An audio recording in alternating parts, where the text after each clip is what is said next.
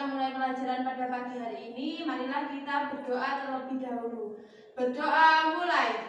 Bismillahirrahmanirrahim. Alhamdulillahirabbil alamin. Ar-Rahmanirrahim. Maliki yaumiddin. Iyyaka na'budu wa iyyaka nasta'in. Ihdinas siratal mustaqim. Siratal ladzina an'amta 'alaihim ghairil maghdubi 'alaihim waladdallin. Amin. Baik, kita akan absen terlebih dahulu. Dari yang pertama, Samian siapa namanya? Tasya. Tasya, nama panjangnya? Puja Tasya Anaya. Ya, terus kamu? Sevi Septiana Putri. Ya, terus kamu? Seri Pratika Putri. Ya, kamu? Marta Kamila Deva. Ya, kamu? Ya, terus kamu? Aulia Nuril Aini. Ya, terus? Kamila Tanda Putri Wijaya. Oke, alhamdulillah. Apa pelajaran hari ini? IPA. Tentang apa pelajarannya? Manusia dan hewan. Organ pencernaan pada manusia dan hewan. Baik, tadi IPA apa sih materinya? Organ Pencernaan pada manusia dan hewan. Ya. Pencernaan kan terdiri atas dua, yaitu pencernaan mekanik dan pencernaan kimiawi. Ya. Terus pencernaan mekanik itu terjadi di dalam rongga mulut, yaitu penghancuran makanan oleh gigi yang dibantu oleh lidah. Ya. Terus dalam gigi melibatkan gerakan mekanik dalam mencerna makanan. Nah, sementara itu lambung berupa gerakan seperti meremas makanan, dan gerakan mekanik di dalam lambung dilakukan oleh otot polos. Terus di sini untuk melakukan tugasnya dalam gerakan mekanik itu, gigi memiliki banyak tipe. Nah, tipe gigi yaitu gigi itu berfungsi untuk mencerna makanan. Nah, gigi kan ada 3, yaitu yang pertama adalah gigi seri, gigi taring, ya, gigi geraham. Ya. Terus yang kedua adalah pencernaan kimiawi. Pencernaan kimiawi terjadi di dalam rongga mulut, usus dan lambung dengan bantuan enzim. Nah, organ-organ yang membentuk saluran pencernaan yaitu terdiri dari yang pertama adalah mulut, ya, yang kedua adalah kerongkongan, ya, yang ketiga adalah lambung, yang keempat adalah usus halus, yang kelima adalah usus besar, yang keenam adalah anus. Yang pertama adalah mulut. Nah, mulut ini proses pencernaan pertama kali terjadi di dalam rongga mulut. Jadi pencernaan pertama kali kita tuh memasukkan di dalam mulut. Terus di dalam mulut itu kita mengunyah makanan dan dihancurkan yaitu oleh gigi. Ya, gigi juga dibantu oleh lidah yaitu sebagai pengecap makanan. Ya. Apa yang kedua? Kerongkongan. Nah, setelah pencernaan dicerna di dalam mulut, makanan akan masuk ke dalam kerongkongan. Sini ya, kerongkongan itu ya, kerongkongan, dan makanan didorong oleh otot kerongkongan menuju lambung. Nah, gerakan otot ini disebut gerak peristaltik. Gerak peristaltik inilah yang menyebabkan makanan terdorong hingga masuk ke lambung. Ya. Terus yang ketiga adalah lambung. Nah, dari tadi kan mulut, habis mulut apa tadi? Kerongkongan. Nah, baru habis ke kerongkongan itu kita itu makanan masuk ke dalam lambung. Nah, di dalam lambung makanan dicerna secara kimiawi dengan bantuan enzim yang disebut enzim pepsin. Enzim pepsin berperan mengubah protein menjadi pepton. Nah, di dalam lambung terdapat asam klorida yang menyebabkan lambung menjadi asam. Nah, asam klorida dihasilkan oleh dinding lambung. Dan asam klorida berfungsi untuk membunuh kuman penyakit dan mengaktifkan pepsin. Yang selanjutnya dari lambung masuk ke usus halus. Ya, usus halus itu merupakan tempat pencernaan dan penyerapan nutrisi. Dan usus halus terbagi menjadi 3, yaitu usus 12 jari, usus kosong, dan yang terakhir adalah usus penyerap. Nah, di dalam usus halus terdapat 2 proses pencernaan, yaitu proses pencernaan kimiawi dan proses pencernaan secara penyerapan sari makanan. Nah, di dalam usus 12 jari terjadi pencernaan makanan yang dibantu oleh getah pankreas, dihasilkan oleh kelenjar pankreas. Dan getah pankreas mengandung enzim-enzim seperti enzim amilase, enzim tripsin, dan enzim lipase. Selanjutnya dari usus halus ke usus besar. Ya, setelah melewati usus halus, sisa makanan masuk ke usus besar. Nah, usus besar terbagi atas usus besar naik, usus besar melintang, dan usus besar turun. Nah, di dalam usus besar sari makanan mengalami pembusukan. Nah, pembusukan ini dibantu oleh bakteri Escherichia coli, dan air dan garam mineral dari sisa makanan tersebut akan diserap oleh usus kembali. Setelah itu sisa makanan dikeluarkan melalui anus dalam bentuk tinja.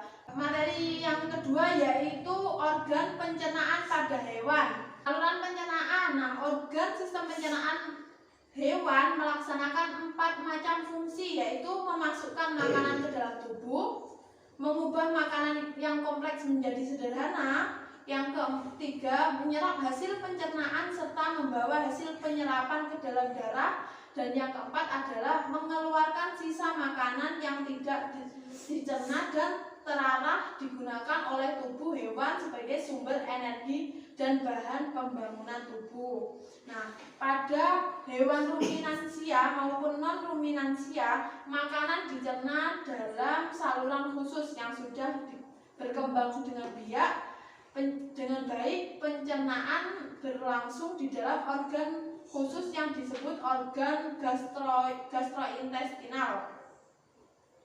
Terus di sini pencernaan pada hewan ruminansia yang pertama adalah mulut. Nah, rongga mulut adalah tempat pertama yang akan dilalui bahan makanan untuk diolah menjadi sumber energi bagi tubuh hewan. Yang kedua adalah gigi. Berdasarkan jenis pakan tersebut, maka struktur gigi yang berkembang akan menyesuaikan terhadap kebutuhan untuk memperhalus jenis makan tersebut. Gigi pada ruminansia yang berkembang baik adalah gigi yang diperlukan untuk mengunyah bahan hijauan agar menjadi lembut, sehingga yang berkembang oleh gigi adalah gigi geraham. Ketiga adalah lidah. Nah, lidah pada saat sakit kita tidak dapat merasakan enaknya makanan yang kita makan. Semua makanan terasa sama, yaitu pahit. Nah, gigi yang berperan sebagai pencernaan mekanis ini menghaluskan dengan menumbuk atau dengan gerakan. Terus yang ketiga adalah lidah. Nah, fungsi lidah selain sebagai pengecap rasa makanan juga membantu gigi untuk menghaluskan makanan dengan cara mengaduk dan membalik serta memposisikannya sesuai dengan gerakan gigi. Bentuk lidah mengikuti lengkung dalam mandibula, yaitu bagian-bagian terdiri dari pangkal lidah, ujung lidah, dan yang terakhir adalah punggung lidah. Yang keempat adalah esofagus. Nah, seperti disebutkan di depan, esofagus adalah saluran makanan masuk menuju lambung. Nah, esofagus ini panjangnya kurang lebih 20 cm dan lebarnya 2 cm, adalah jalur untuk mengalirkan makanan setelah dari faring ke lambung. Gerakan mendorong dan meremas turun ke lambung secara perlahan. Kelima adalah lambung. Setelah melewati esofagus, makanan masuk ke dalam lambung. Nah, titik lambung sapi sangat besar. Diperkirakan sekitar 3/4 dari isi rongga perut. Nah, lambung mempunyai peranan penting untuk menyimpan makanan sementara yang akan diolah kembali. Nah, selain itu pada lambung juga terjadi proses pembusukan dan peragian. Lambung ruminansia terdiri atas 4 bagian, yaitu rumen, retikulum, omasum, dan abomasum. Terus yang keenam adalah usus. Usus disebut juga usus halus, terdiri atas 3 bagian, yaitu duodenum, jejunum, dan ileum. 7 adalah hati. Hati memang bukan organ pencernaan, namun cairan yang dihasilkannya sangatlah penting pada proses pencernaan. Nah, cairan yang dihasilkannya sangatlah penting pada proses pencernaan karena cairan yang dihasilkan yaitu cairan empedu mengandung garam dalam empedu yang berguna sekali proses pencernaan lemak. Lemak ini nantinya akan dilarutkan menjadi tetesan-tetesan halus yang akan dengan mudah dicerna dan diserap. Nah, hati memiliki beberapa fungsi, yaitu metabolisme karbohidrat dengan mempertahankan gula darah. Yang ke-8 adalah usus besar. Nah, usus besar atau kolon memiliki panjang kurang lebih 1 meter. Nah, dan terdiri atas kolon ascendens, kolon transversum, dan kolon descendens. Di antara intestinum senu dan intestinum crassum terdapat sekum. Nah, pada ujung sekum terdapat tonjolan kecil yang disebut appendix yang berisi massa sel darah putih yang berperan dalam imunitas. Dan zat-zat sisa di dalam usus besar ini didorong ke bagian belakang dengan gerakan peristaltik. Nah, hewan memanah biak atau ruminansia memiliki saluran pencernaan makanan yang terdiri dari mulut ke kerongkongan, rumen atau perut besar, retikulum atau perut jala, omasum atau perut kitab, abomasum atau perut masam, usus halus, usus besar, rektum, dan anus. Nah, sistem pencernaan pada hewan memanah biak memiliki beberapa persamaan dan perbedaan dengan sistem pencernaan manusia. Perbedaan antara sistem pencernaan hewan memanah biak dengan manusia adalah terletak pada susunan dan fungsi gigi serta lambungnya. Terus sekarang kita tanya jawab ya. Siap? Ya. Proses pencernaan manusia tadi yang pertama apa? Mulut. Nah, habis mulut ke kerongkongan. Nah, terus Lambung. ya, terus Usus kecil. usus halus. Ya, terus usus besar. Nah, yang terakhir adalah anus. Iya. Terus kalau hewan, pencernaan hewan tadi apa? Apa saja, ayo? Yang pertama tadi mulut. Nah, yang kedua apa? Gigi. Iya, gigi. Yang ketiga adalah Lidah. Yang keempat adalah yang kelima adalah Lambung. ya, yang keenam usus apa? Halus. Ya, usus halus, terus usus terus hati tadi. Hati itu sebenarnya bukan pencernaan tadi. Jadi sama, cuma kita bedanya di gigi. Tadi kan kalau gigi untuk manusia kan mengunyah makanan. Nah, ini kalau di hewan itu termasuk alat pencernaannya. Ya.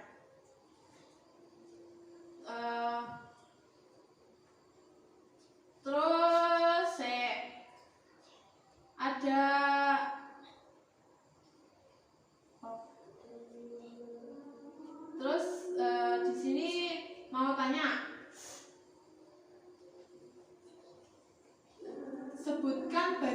dari sistem pencernaan yang mengeluarkan enzim. Tadi apa saja? Yang pertama Mulut.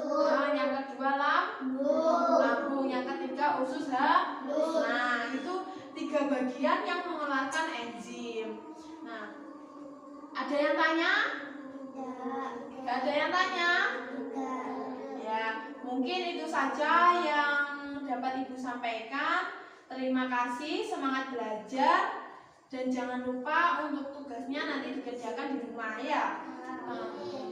Ayo kita berdoa terlebih dahulu agar materi yang sudah Ibu sampaikan dapat kalian serap dengan baik. Doa mulai.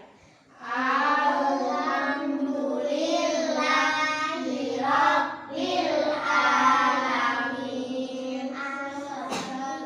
Segala puji bagi Allah Tuhan sekalian alam. Amin. Wassalamualaikum warahmatullahi wabarakatuh. Waalaikumsalam.